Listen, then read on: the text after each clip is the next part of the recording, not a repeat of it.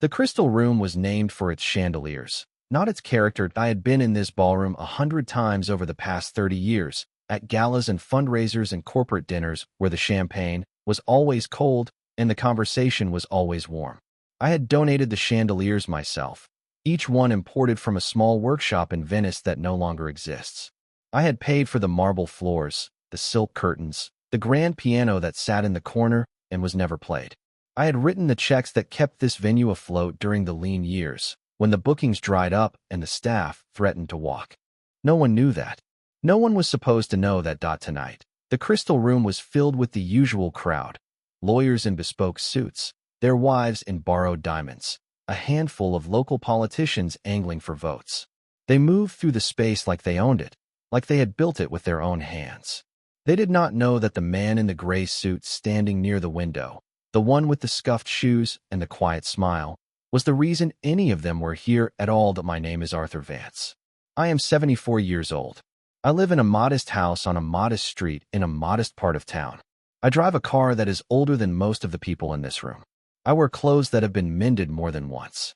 I look like a retired accountant or a widowed schoolteacher, the kind of man who spends his days tending a garden and his evenings watching the news. That is what I want them to see. What they do not see is the portfolio. The 6 apartment buildings in 3 states. The commercial real estate holdings that generate more income in a month than Derek makes in a year. The trust funds I have quietly funded for my children, for my grandchildren, for the children my grandchildren have not yet had. They do not see the board seats I have declined, the interviews I have turned down, the awards I have asked not to receive. That I built all of it from nothing. I started with a single dollar, saved from a summer job at a gas station, and I turned it into a fortune that I have never spent on myself. I have spent it on my children, on my grandchildren, on this venue, and a dozen others like it, so that the people I love would have places to gather and celebrate and feel proud. I have given everything to my family, and they have given me nothing but their contempt. My son, Paul, was at the bar, ordering his 3rd whiskey of the evening. He was 46 years old, with a receding hairline and an expanding waistline, and he had not held a steady job in 8 years. Every time he needed money, he came to me. A car payment, a mortgage payment, a loan to start a business that failed within 6 months. I had given him over $200,000 in the last decade. He had never paid back a cent. My daughter, Linda, was seated at a table near the stage, her arms crossed, her eyes scanning the room for someone more important to talk to. She had married a man named Gerald, a real estate developer who had never developed anything more substantial than a parking lot. Together, they had drained me of another $100,000 for a down payment on a house, for a vacation they could not afford, for the private school tuition of children I rarely saw. They did not thank me. They did not even acknowledge the money. They took it like it was owed to them, like I was a bank they could draw from whenever they pleased, and when I hesitated, when I suggested that perhaps they should budget more carefully, they treated me like I was being unreasonable, like I was the one who had failed them. And then there was my son-in-law, Derek. Derek was not a relative by blood, but he was the one who hurt me the most. He had married Linda 10 years ago, and from the first day, he had treated me with a barely concealed sneer. He called me old-timer. He patted me on the shoulder like I was a dog that had performed a trick.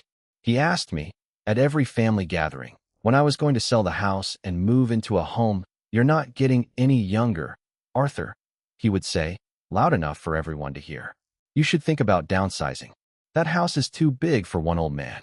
You could get a nice little place near the coast, somewhere they have bingo." He said it like he was joking, but I saw the calculation in his eyes. He wanted the house. He wanted to sell it, take the money, and buy himself something shiny. He had already told Linda to start dropping hints about inheritance, about estate planning, about the importance of not letting assets sit idle. They did not know that the house was paid off. They did not know that I owned it free and clear, and that I had no intention of leaving it. They did not know a lot of things about me. They had never bothered to ask. Tonight was supposed to be a celebration. Gerald had brokered a deal, a minor deal, but a profitable one, and he had insisted on renting the Crystal Room to mark the occasion. He did not know that I was the owner of the venue. He did not know that the staff had waived the rental fee at my request, that the champagne was being served at a discount because I had called in a favor from the caterer. He thought he was the big shot, the man of the hour. He had no idea that the entire evening was being subsidized by the old man in the gray suit who was standing by the window, watching the crowd with quiet eyes. I stayed by the window for the first hour, nodding at the people who remembered to nod at me. No one approached. No one asked how I was doing. I was a fixture, a piece of furniture that happened to be breathing. Paul walked past me 3 times without saying a word. Linda brushed by me on her way to the bar and did not even glance in my direction. Derek, though. Derek found me. He came striding across the room, a glass of champagne in one hand and a plate of appetizers in the other. He was wearing a suit that cost more than my car, and he was smiling the smile of a man who thought he was the king of the world. "Arthur," he boomed, clapping me on the back hard enough to make me sway. "There you are. I was wondering when you'd show up. Thought maybe you decided to stay home and watch Wheel of Fortune." "Hello, Derek," I said.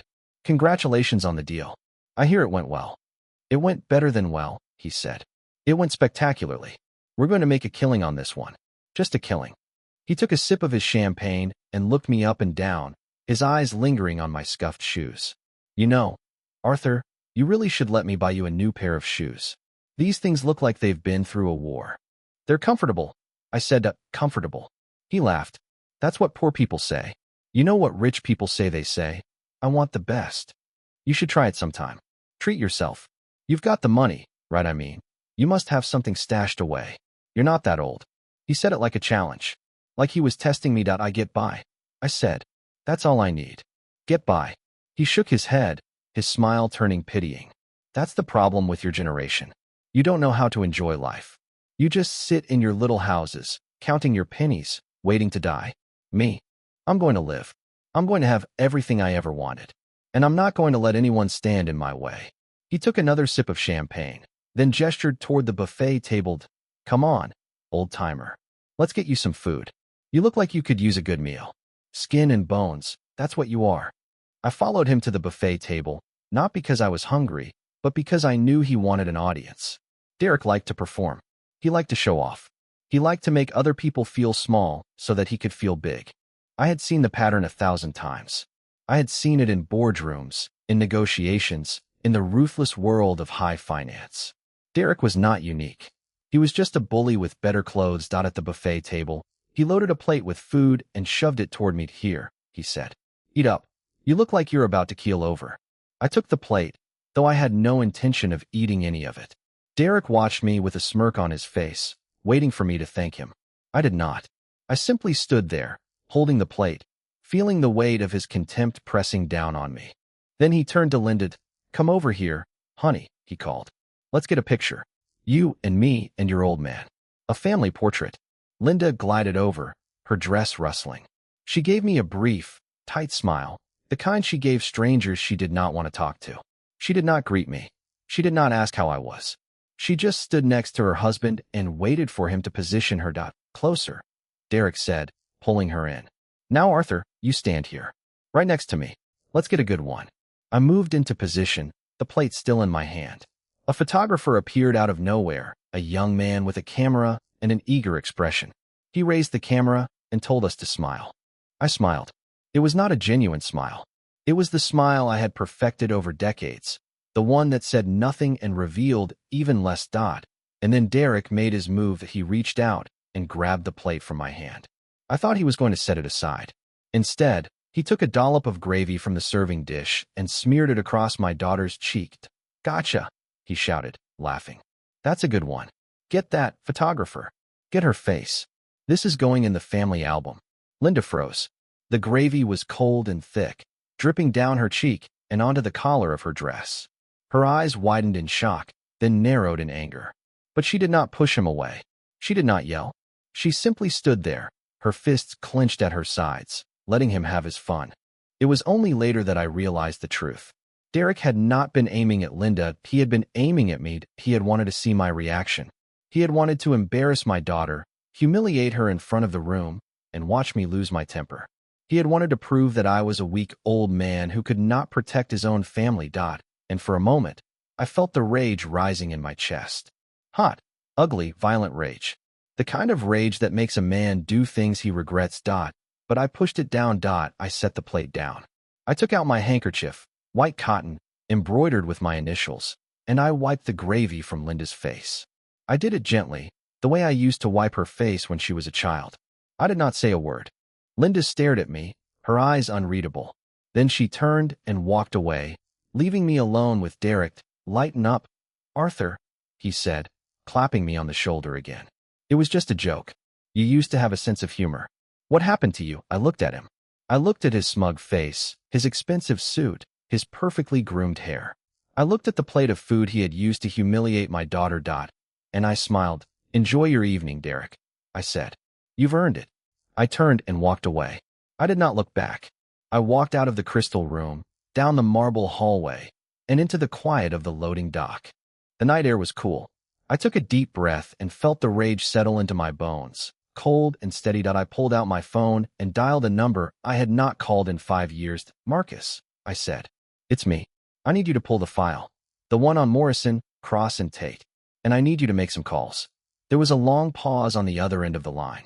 Then Marcus, my oldest and most trusted associate, said, How far do you want to go, sir? I looked up at the crystal chandeliers glittering through the windows above me.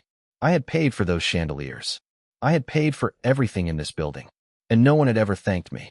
No one had ever asked. All the way, I said. I want to burn it all down. I hung up and walked to my car. The engine started on the second try, rattling and coughing. I pulled out of the parking lot and drove home. The same road I had driven for 30 years. When I got home, I poured myself a glass of whiskey and sat in the dark. I thought about the gravy on Linda's face. I thought about the laughter of the crowd. I thought about Derek's smug grin and the way he had looked at me like I was nothing. I thought about the money I had given him, the house I had helped him buy, the career I had quietly supported without him ever knowing. I thought about all the years I had spent giving and all the times I had received nothing in return. And I made a decision that they wanted to treat me like a nobody. They wanted to take everything I had and leave me with nothing. I would show them exactly what I was. I finished my whiskey and set the glass down. I was not going to react. I was not going to make a scene. I was going to wait. And when the time came, I was going to strike. I stood at the window and watched the street outside. The houses were dark, the streetlights casting long shadows on the pavement. My neighborhood was quiet, the kind of place where nothing ever happened. But in the weeks and months to come, everything was going to change. I reached into my pocket and pulled out my phone. I typed a message to Marcus. Start with the deal. The one Gerald thinks he closed. Find out who was on the other side of that transaction. Pull every thread. The reply came within minutes. Understood, sir. I'll have the report by morning. I put the phone away and sat back down in my chair. Derek had humiliated me. Linda had stood by and let it happen. Paul had been too busy drinking to notice. But I had taken note. Every slight, every insult, every moment they had treated me like a servant instead of a father. I had kept a list in my head, a long, meticulous list. Now I was going to collect. I did not know exactly how it would play out. The path ahead was not clear. But I knew one thing with absolute certainty. By the time I was done, they would know my name, they would know my face. And they would know that Arthur Vance was not a man to be crossed. I sat in the darkness and waited for the sun to rise. The sun came up the next morning like it always did, indifferent to the decisions made in the dark. I watched it from my kitchen window, a cup of black coffee warming my hands, and I let the quiet settle around me like an old coat. My house was small, but it was mine. I had bought it 42 years ago with money I had earned from a job I never talked about. The walls were lined with books I had read and reread. The floors were worn smooth by the footsteps of children who had long since grown up and moved away. The furniture was old, comfortable, unpretentious. It was the home of a man who had nothing to prove and no one to impress. But that morning, as I looked at the familiar rooms, I saw them differently. I saw the cracks in the plaster, the stains on the ceiling, the loose hinge on the kitchen cabinet that I had been meaning to fix for 3 years. I saw a house that was slowly falling apart, because I had spent all my money on everyone else and nothing on myself. I had given Paul the down payment for his house. I had paid for Linda's wedding, a lavish affair that had cost more than most people made in a year. I had funded Derek's first law practice, a small operation that had quickly expanded into something larger. I had paid for private schools, summer camps, family vacations, medical bills, car repairs, and a dozen other expenses that my children had simply assumed I would cover. I had never said no. I had never even hesitated. But this morning, I realized something that should have been obvious years ago. My family did not see my generosity as generosity. They saw it as an obligation. They saw me as a walking wallet, a resource to be exploited, a well that would never run dry. They loved me for what I could give them, not for who I was. The thought hurt more than I expected. It settled in my chest like a stone. I was still sitting at the kitchen table when my phone buzzed. Marcus. Sir, I have the report you requested. The transaction Gerald thought he closed. It's not what it appears to be. I set down my coffee. Explain. The deal was supposed to be a straightforward acquisition. Gerald's company was buying a piece of commercial real estate in the suburbs. But the seller was a shell corporation. I traced it back to a holding company that is partially owned by Derek's law firm. I felt my pulse quicken. They were working together, not officially. But yes, it appears that Derek facilitated the sale. He knew the seller, and he knew the value of the property. Gerald overpaid by about 40%. The difference went into a trust that Derek controls. I closed my eyes. Gerald had not closed a deal. He had been swindled by his own brother-in-law, and Gerald doesn't know. Gerald doesn't know. He thinks he made a great investment. The property is worth considerably less than he paid for it, and the carrying costs are going to eat him alive in the next 18 months. He's going to lose money on this. A lot of money. And Derek walked away with the profit. Exactly, sir. Cleanly. Legally. There's nothing Gerald can do about it, even if he finds out. I sat back in my chair. The news was not surprising, not really. Derek had always been a predator. But this was different. This was not just greed. This was betrayal, a deliberate, calculated exploitation of his own brother-in-law, and it had happened on my dime. I had funded Gerald's initial investment. I had written the check that made the whole thing possible. You kept all the records, I asked, every one. Bank statements, wire transfers, corporate filings. It's all there. Good. Keep it safe. I might need it later. Sir, I also looked into Paul's situation. He's been taking money from Linda's account without her knowledge. Small amounts, a few $100s a week. He's been using it to fund a gambling habit. I felt the stone in my chest grow heavier. My son, my only son. He was stealing from his own sister. How long? About 2 years. He's taken over $20,000 total. Linda hasn't noticed because she doesn't check her statements. She trusts him. Another betrayal. Another thread in the tangled web of my family's dysfunction. I had spent my life building a legacy for my children. I had given them everything. Money, opportunities, a safety net that would protect them from the worst of life's hardships. And what had they done with it? They had turned on each other. They had turned on me. They had become the very thing I had tried to protect them from. Marcus, I said, I need you to do something else. I need you to start a new project. I want to slowly, quietly, begin to separate my assets from anything my family might have access to. I'm not cutting them off. Not yet. But I want to make sure that when the time comes, they can't touch a single dollar without my permission. Understood, sir. I'll start today. I hung up and sat in the quiet of my kitchen. The sun was higher now, streaming through the window, lighting up the dust motes that floated in the air. It was a peaceful scene, the kind of scene that had always brought me comfort. But I felt no comfort. I felt only a cold, hard resolve that I had been too soft, too generous, too willing to believe that my children would eventually grow up, take responsibility, and appreciate what I had done for them. I was done waiting. The phone rang again. This time it was Linda. Dad, she said, her voice brittle. I need to talk to you. About what, Gerald? He's been acting strange. He's been staying late at the office, snapping at me for no reason. I think something's wrong with the business. He won't tell me what it is. I felt a twinge of pity. Linda had always been sharp, always been the one to read people and situations. But she had been blinded by Gerald's charm, by his smooth talk and his expensive suits. She had not seen the truth about him, and she had not seen the truth about Derek. Have you asked him? I said. He won't talk to me. He says it's nothing, that I'm overreacting. But I know him, Dad. Something's wrong. I hesitated. Part of me wanted to tell her the truth, that Gerald had been swindled, that Derek had used him, that the business was on the verge of collapse. But I knew that was not the right move. Not yet. She needed to find out on her own, to see the truth with her own eyes. I'm sure it's just stress, I said. Give him some space. He'll come around. What if he doesn't? Then you call me. I'll be here. She was silent for a long moment.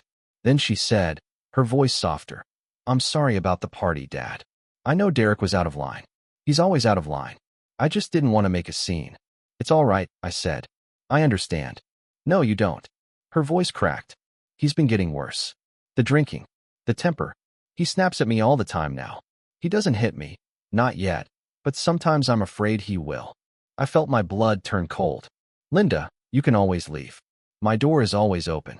I know. But I can't. I just can't. I've put too much into this marriage. If I leave, I've got nothing. No money. No house. No future. Linda, I said, you will never have nothing. Not as long as I'm alive. I promise you that. She started to cry.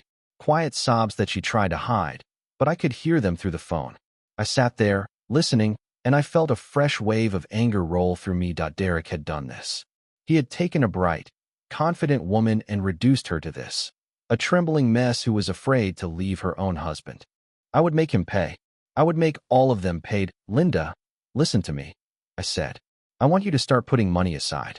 Small amounts, so he won't notice. Keep it somewhere he can't find it. If you need to leave, you'll have a cushion. I don't know if I can do that. He watches everything. He monitors the accounts. Then start using cash.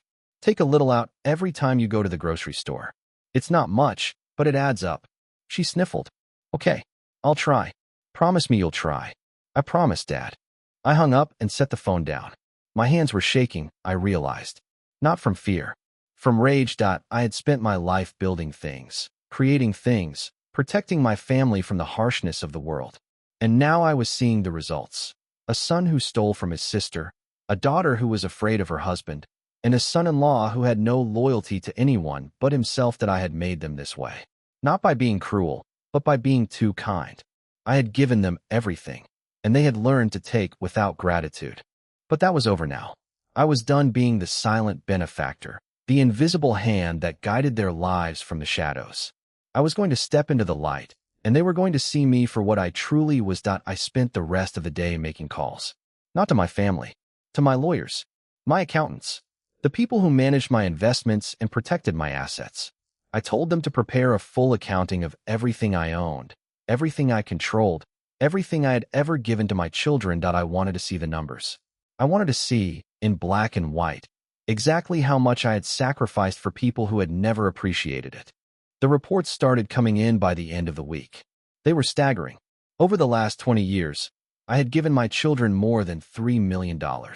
Cash, property, investments, tuition payments. They had spent it on cars, vacations, houses, businesses that failed, clothes they did not need, and gifts they gave to people who did not deserve them. And they had not thanked me. Not once. I kept the reports in a folder on my desk.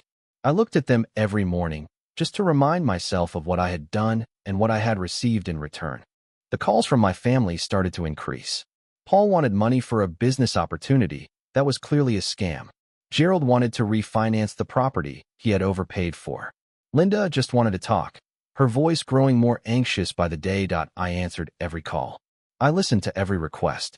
And I said no. It was the hardest thing I had ever done. For decades, I had been the fixer, the provider, the man who made everything better. Saying no felt unnatural, even cruel. But I did it anyway. I had to. Because if I did not, nothing would ever change. The first time I said no to Paul, he was stunned. He had called me with a story about a franchise opportunity, a fast food restaurant that was guaranteed to succeed. I listened to his pitch, and then I said, I don't think that's a wise investment, Paul. I can't help you with this one. There was a long silence on the other end of the line. Then he said, What do you mean? You can't help. You always help. What's wrong with you? Nothing's wrong with me, Paul. I just think it's time you stood on your own 2 feet. He did not take it well. He yelled at me, called me selfish, accused me of not caring about his future. I let him yell. I did not argue. I just waited until he was done, and then I said, I'm sorry you feel that way. He hung up on me. The next call was from Linda. She had heard about the conversation from Paul, and she was furious. Dad, how could you do that? She said. He's your son. He needs help. He doesn't need help, Linda. He needs to take responsibility for his own life. He can't. He doesn't have the skills. He's never had to. Exactly, I said. And that's my fault. I made him that way, and I'm trying to undo the damage. She was not listening. She was too angry, too caught up in the drama. I let her talk, And when she was done, I said, "I love you, Linda, but I can't keep bailing everyone out. It's not helping. It's hurting." She hung up on me. I sat in my kitchen and listened to the dial tone. It was quiet. Too quiet. But for the first time in a long time, I felt something I had not felt in decades. I felt free. I called Marcus that evening. "Sir," he said, "I've completed the separation of your assets. Your family no longer has access to any of your accounts. Everything is in your name only." "Good," I said. "And the next phase? I'm working on it. But I need to ask you something. Are you sure you want to go through with this? Once I set these things in motion, there's no going back." I looked at the folder on my desk. The numbers. The betrayals. The years of silence and sacrifice. "Marcus," I said, "I've never been more sure of anything in my life." I hung up and poured myself a glass of whiskey. I drank it slowly, savoring the burn, and I watched the sun set over the quiet neighborhood. They had no idea what was coming. They thought I was a weak old man, a pushover, a fool. They were about to find out how wrong they were. The first sign that something was shifting came 3 weeks after I started saying no. I was at the hardware store, buying a new rake for the autumn leaves, when my phone buzzed with a text from Linda. It was short, clipped, and entirely unlike her usual messages. "Derek wants to have dinner. All of us. Saturday night.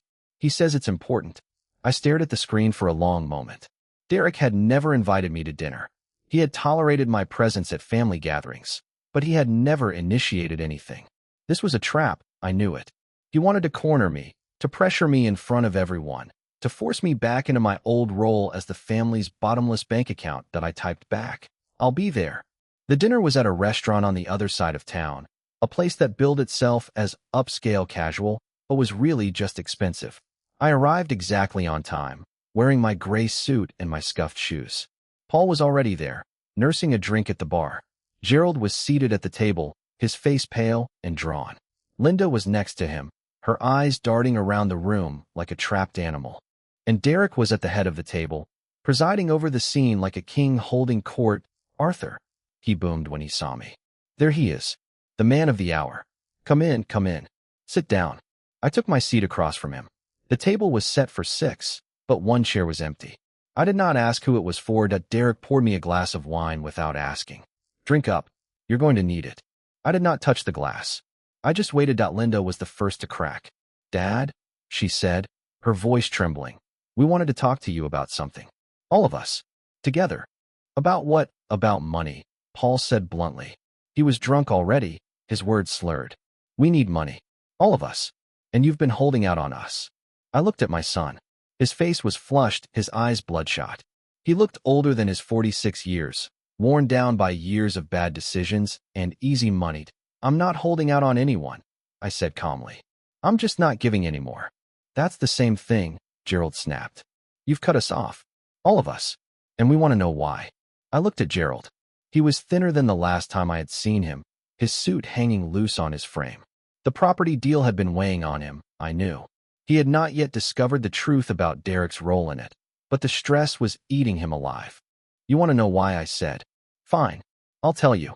I've spent the last 20 years giving you everything you asked for. Money for houses, money for cars, money for businesses that failed, money for vacations, money for things I didn't even know about until the bills came in. And what have you given me in return?" They were silent. They looked at me like I had grown a second head. "Nothing," I continued. "Not a single thank you. Not a single gesture of gratitude. You've taken and taken and taken, and you've treated me like a servant the entire time. Like I was born to provide for you. Like I didn't have a life or a future or anything of my own." "Dad," Linda said, her voice small. "That's not true." "It is true," I said. "And you know it. You've never once asked me what I wanted. You've never once asked me if I was happy. You've never once treated me like a father instead of a bank." Derek leaned forward, his smile thin and sharp. "Let me get this straight. You're punishing us because we didn't say thank you enough." "I'm not punishing anyone," I said. "I'm simply stopping. That's all. I'm not going to give anymore. You're adults. You can figure it out yourselves." "Figure it out," Paul laughed, a bitter, ugly sound. "I can't figure anything out. You know why? Because you never taught me how. You just gave me money every time I asked. You made me this way." I felt the words hit me like a punch to the chest. He was right. I had made him this way. I had enabled his laziness, his irresponsibility, his complete lack of self-reliance. I had given him everything, and he had learned nothing. I know, I said quietly. I know I did, and I'm sorry for that. But that doesn't mean I have to keep doing it. It's time for you to learn, Paul. It's time for all of you to learn. There was a long silence. Then Derek spoke, his voice cold. This is about the party, isn't it? The plate of food. You're still mad about that? I looked at him. His face was perfectly composed, but I could see the flicker of unease in his eyes. He knew he had gone too far. He just did not want to admit it. No, I said. It's not about the party. It's about everything. It's about the way you've all treated me for the last 20 years. It's about the disrespect, the dismissal, the complete and total lack of appreciation. The party was just the last straw. So what are you going to do? Derek asked. Cut us off completely, leave us to starve? I smiled. No, I'm not going to do anything. That's the point. I'm done being the one who does everything. From now on, you're on your own. I stood up and placed my napkin on the table. I'm leaving now. I hope you all enjoy your dinner. And I hope you take this opportunity to think about the choices you've made. I walked out of the restaurant without looking back. I could feel their eyes on me, confused and angry and afraid. They had no idea what was coming. They had no idea who I really was. But they were about to find out. The next few weeks were quiet. My family gave me space, probably hoping I would come to my senses and return to my old ways. I did not call them. I did not respond to their texts. I let them wonder and worry and stew in their own anxiety that it was good for them. They needed to feel the absence of my support. They needed to understand what life without me looked like. I spent my days in the garden, raking leaves and pruning trees. I spent my evenings reading and listening to the radio. I was not waiting. I was not hiding. I was simply letting time pass, letting the pieces of my plan fall into place. The call from Marcus came in the second week of November. Sir, I've completed the audit.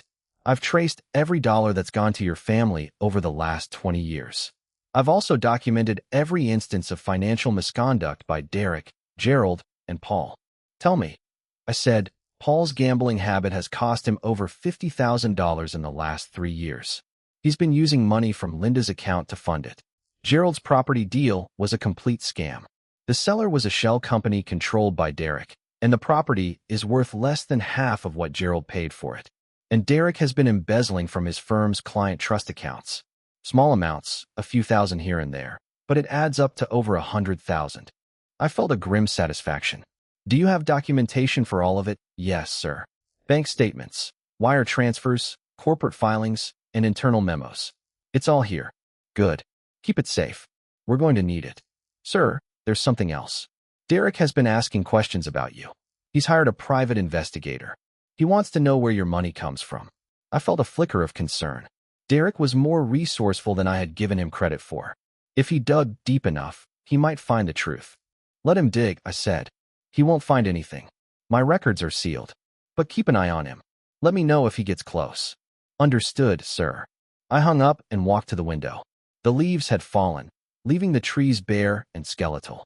The winter was coming, cold and unforgiving. I was ready for it. The confrontation came on Thanksgiving. I had planned to spend the day alone, but Linda called me the night before, crying so hard I could barely understand her. Derek had thrown a plate against the wall. He had screamed at her. He had accused her of plotting against him, of siding with her father, of being a traitor to their marriage. I listened to her cry, and I felt the cold rage settle into my bones. Come to my house, I said. Tomorrow. Bring Gerald. Bring Paul. And tell Derek that if he wants to see any of you again, he'll be there too. She hesitated. Dad, he's not going to come. He's too proud. Tell him I said it was an invitation, and that I have something for him. Something that will change everything. I did not know if he would come, but I knew that if he did, I would be ready. The next day, they all showed up. I had prepared a simple meal. Turkey, mashed potatoes, green beans. Nothing fancy. I had set the table in the dining room, the one I had not used in years. The plates were chipped, the silverware mismatched. It was the kind of meal that my family would have sneered at in the past. But they did not sneer today. They were nervous, on edge, watching me with a mixture of fear and curiosity. Derek was the last to arrive. He walked into the house like he owned it, his eyes scanning the room, taking in the worn furniture and the dusty corners. Nice place, he said, his voice dripping with contempt. Very rustic. Sit down, I said. Everyone, we're going to have a conversation. They sat. I remained standing, looking down at them from the head of the table. I'm going to tell you something, I said. Something none of you know. Something you should have known a long time ago. I paused, letting the suspense build. The Crystal Room, the venue where you had your party. I own it. I've owned it for 30 years. I paid for the chandeliers. I paid for the floors. I paid for the staff's salaries when the bookings dried up. The entire place exists because of me. They stared at me. Linda's mouth fell open. Paul went pale. Gerald looked like he was going to be sick. Derek laughed. You're lying. You're a retired postal worker. You don't own anything. I own a lot more than that, I said. I own 6 apartment buildings, 3 commercial properties, and a portfolio of investments that generates more income in a month than you'll make in your entire career. I reached into my jacket and pulled out a folder. I opened it and spread the documents across the table: bank statements, property deeds, investment portfolios. This is what I own. This is who I am. And for the last 20 years, I've been hiding it. I've been letting you treat me like a nobody because I wanted to see what you would do. And what you did was take. You took everything I gave you, and you never once asked if I had anything left. Derek was reading the documents now, his face turning gray. He saw the numbers. He saw the property valuations. He saw the proof of my wealth. It's not possible, he whispered. I'm just a what, I said. Just an old man, just a retired postal worker, just a fool who doesn't know his own worth. Derek's face crumpled. This doesn't change anything. You can't do anything to me. I smiled. I already have. The deal Gerald thought he closed, it was a scam. You set it up. You stole from him. And I have the proof.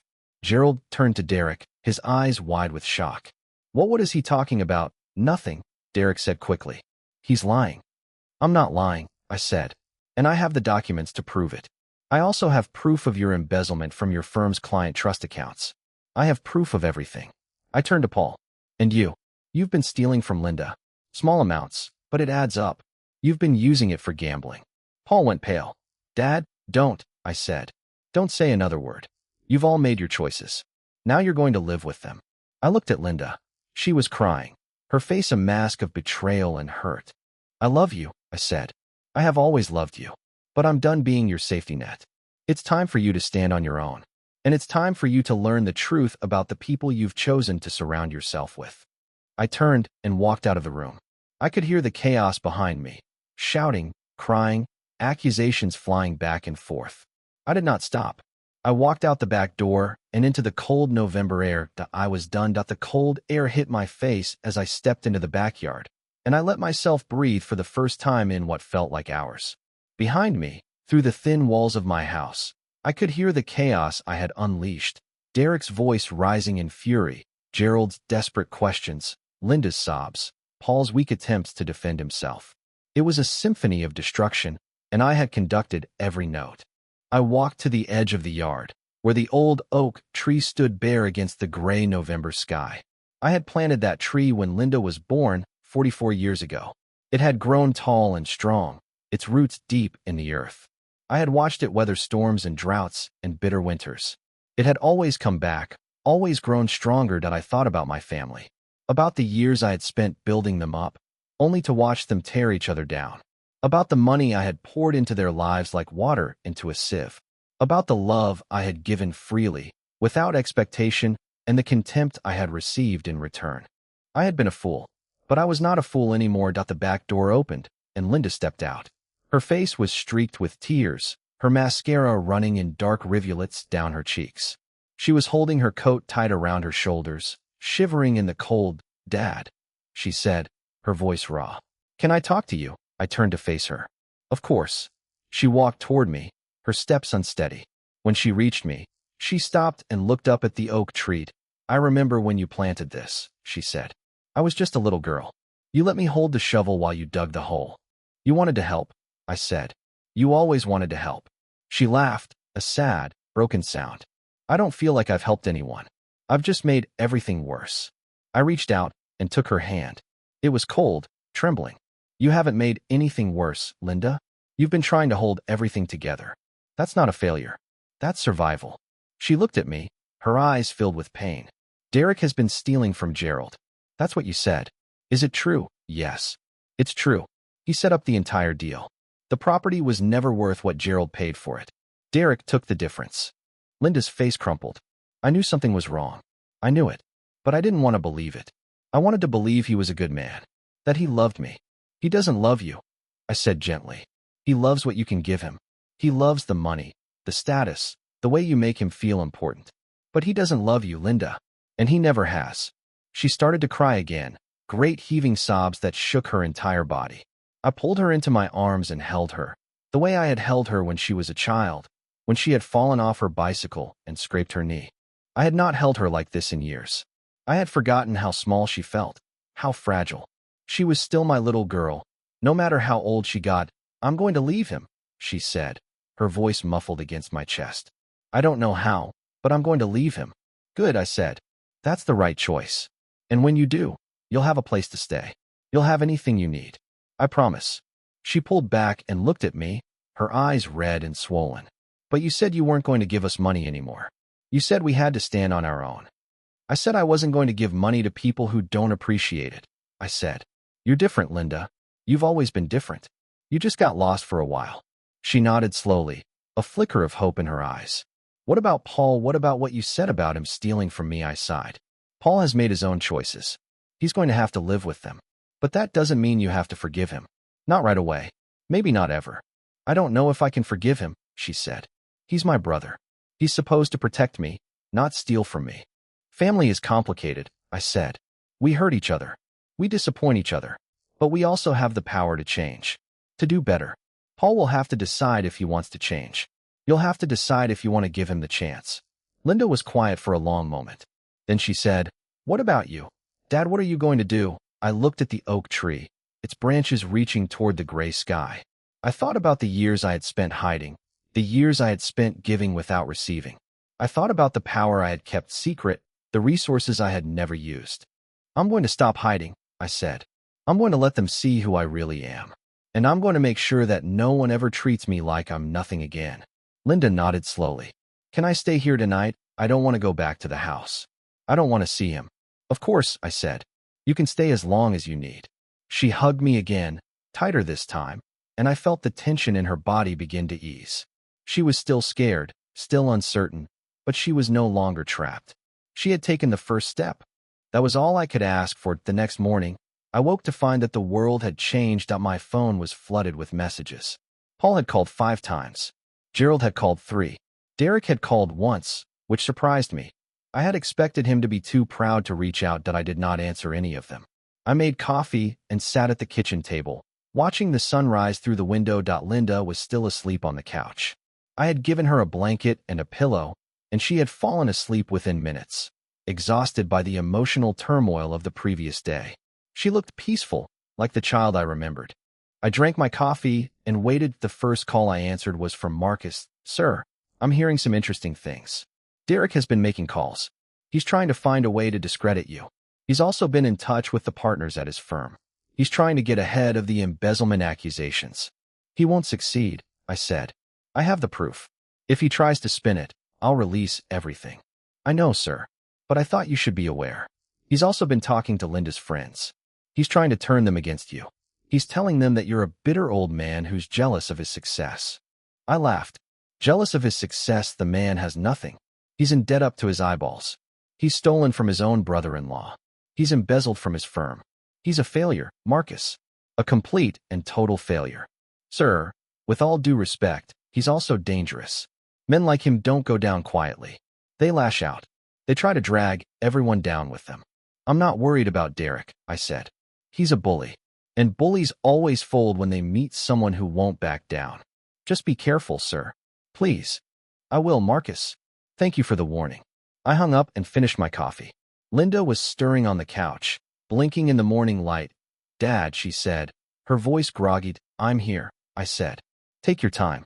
There's coffee in the pot. She sat up slowly, rubbing her eyes. Did you sleep at all? A little, I said. Enough. She nodded and got up, shuffling into the kitchen.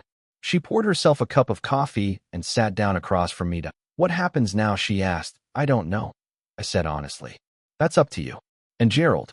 And Paul. And Derek. I've said my piece. I've shown my hand. The rest is up to all of you. What about you? What are you going to do? I thought about it. I had spent my life giving, sacrificing, building a legacy for my children. I had hidden my wealth because I did not want them to become spoiled, entitled, dependent. But that had backfired.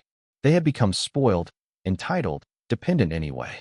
The difference was that they had no idea how much I had given them. I'm going to live my life, I said. I'm going to enjoy the money I've earned. I'm going to travel, maybe. See the places I always wanted to see.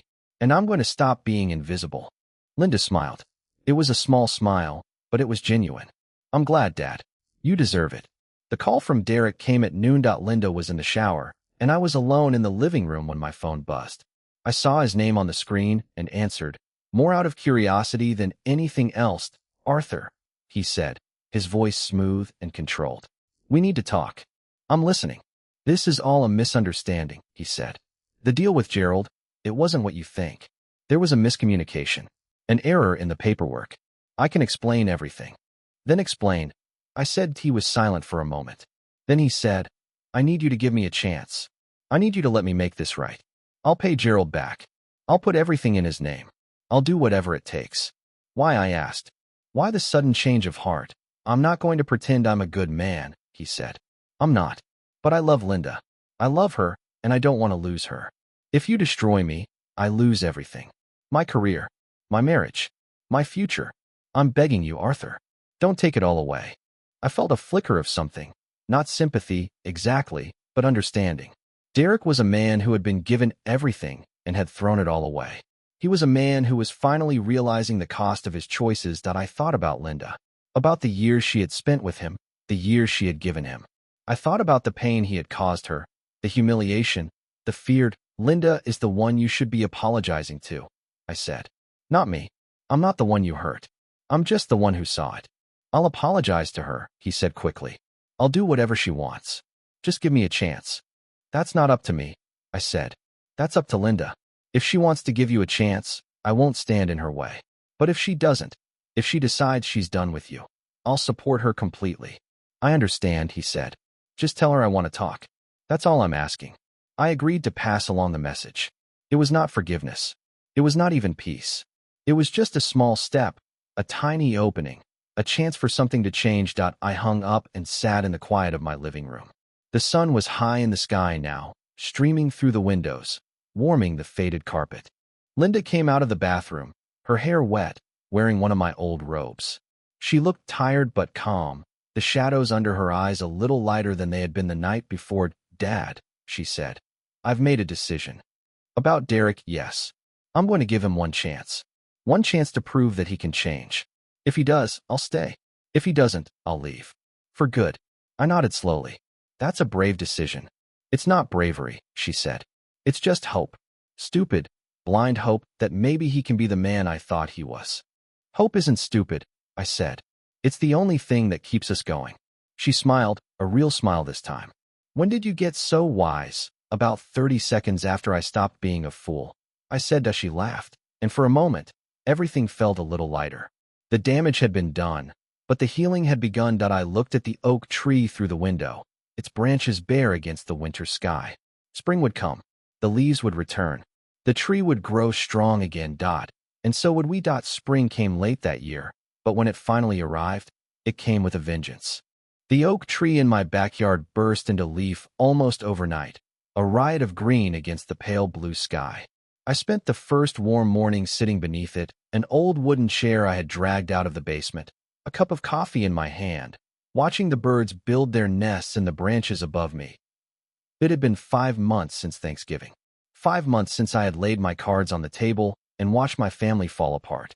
5 months of silence, of healing, of waiting to see what would grow in the wreckage. Linda had moved into my spare room for 3 weeks before she decided to go back to Derek. It was not a decision I agreed with, but it was not my decision to make.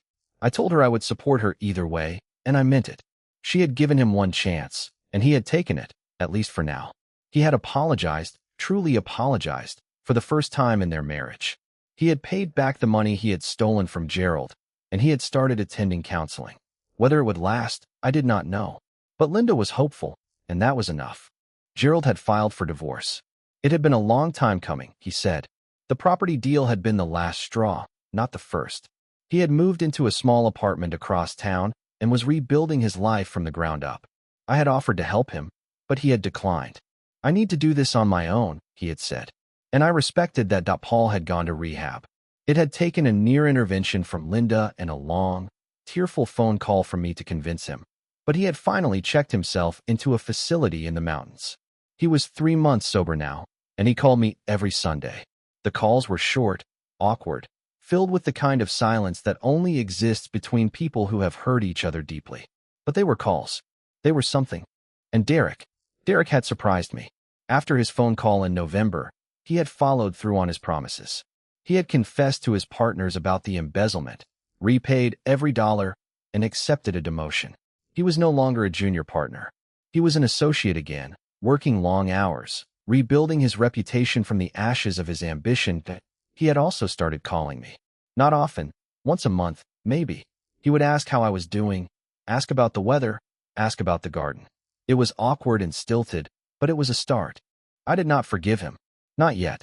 Maybe not ever. But I was learning to coexist with the pain he had caused, to let it sit in the background instead of consuming me. And I was learning to let go of my anger. That was the hardest part. For decades, I had been the quiet one, the invisible one, the one who gave and never asked for anything in return. But beneath that quiet surface, I had been angry. Angry at my children for taking me for granted. Angry at Derek for his cruelty. Angry at myself for allowing it to happen. That anger had been a fuel, a fire that had kept me going through the long winter months. But it had also been a poison, slowly eating away at me from the inside. I had let it consume me, let it drive my decisions, let it shape the man I had become. Now, sitting under the oak tree in the warm spring sun, I felt that anger begin to fade. It did not disappear entirely, it never would, but it lost its sharp edge, its power over me. I was still Arthur Vance. I was still the man who had built an empire from nothing. But I was also a father, a grandfather, a human being who had made mistakes and was trying to do better. The doorbell rang at 11. I set down my coffee and walked through the house to answer it. The house felt different now, lighter, somehow, as if the weight of secrets had finally been lifted. The rooms were still small, the furniture still worn, but they were mine. They were exactly what I wanted them to be. I opened the door to find Derek standing on the porch. He looked different than he had at the party. He was thinner, his face lined with worry, his expensive suit replaced by a simple pair of khakis and a polo shirt. He was holding something in his hands, a small box, wrapped in brown paper. "Arthur," he said, "I hope I'm not interrupting." "You're not," I said. "Come in." He stepped inside, looking around the living room with an expression I could not quite read. It was not contempt, not anymore. It was something closer to awe, as if he was seeing my house for the first time. "I brought you something," he said, holding out the box. "It's not much, but I wanted to give it to you." I took the box and unwrapped it carefully. Inside was a photograph, framed in simple wood. It was the picture from the party, the one the photographer had taken, the one Derek had ruined with his cruel joke. But in this version, the gravy had been edited out. Claire's face was clean, her smile genuine. Derek was standing beside her, his arm around her waist, looking at her with an expression I had never seen before. It was not the smug, predatory grin I remembered. It was something softer, something almost tender. "I had it fixed," Derek said, his voice quiet. "I know I can't undo what I did, but I wanted you to have a picture of that night that wasn't ruined. A picture you could look at without remembering the bad parts." I stared at the photograph for a long moment. It was a small gesture, a tiny thing, but it meant more to me than I could express. "Thank you," I said. This means a lot." Derek nodded, his eyes downcast. "I've been thinking a lot about that night. About everything I did. The way I treated you, the way I treated Linda. I was so caught up in my own success, my own ego, that I didn't see the damage I was causing. I was a terrible person, Arthur. I'm still a terrible person, sometimes. But I'm trying to be better." I looked at him, really looked at him. I saw the lines around his eyes, the gray in his hair, the weight of his failures pressing down on his shoulders. He was not the same man who had pushed a plate of food into my daughter's face. He was broken, humbled, trying to rebuild. "Change is hard," I said. "It takes time. It takes effort. But it's possible, if you're willing to put in the work." "I am," he said. "I really am. I nodded slowly.